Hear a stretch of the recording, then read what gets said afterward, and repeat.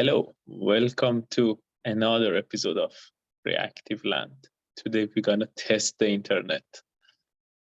In the last episode we created the internet, we called the internet, but now we're gonna test the internet, which means that we're gonna play with WebTestClient. And compared to the previous episodes, we usually used to compare imperative with declarative, but this time one of the blocking web clients for testing in the blocking word that we use is called REST assured. And REST assured is declarative itself. It's an example of declarative programming, basically, but it's blocking. WebTestClient is also declarative as other reactive stuff, but it's not blocking.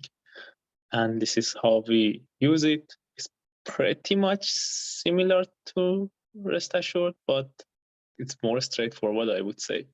So, and yeah, it's like this. There is no when or then. It's just you make a GET request, for example, to this URL. You actually exchange the request, and then you expect some status that is okay, and then you expect some body of a specific type, and then you check the value. So in terms of dependencies, it's same as web client. They are basically shipped together. This is the hierarchy of libraries. But if you have webflux on your class path, you're gonna have WebTestClient as well. So how to initialize it? The most straightforward way to initialize WebTestClient is like this. You can bind it to a server and then give it a base URL and then build it.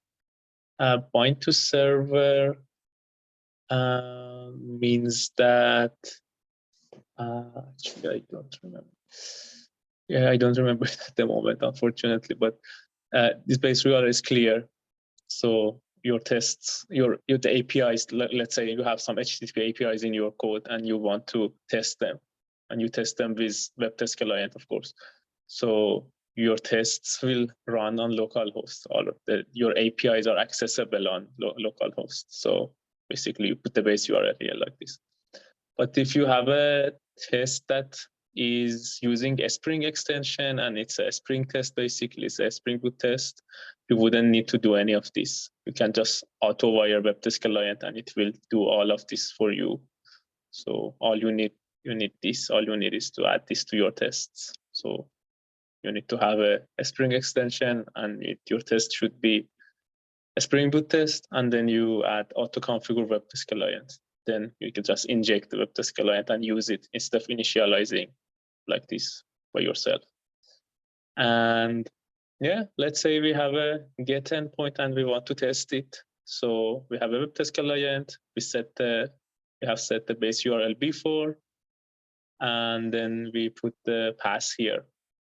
So this is actually very similar to WebClient itself, but the difference is after the URI. So we do exchange, and then we expect the status is okay or not. We can put internal error, we can put found, not found, whatever we expect here. And then we can expect the body.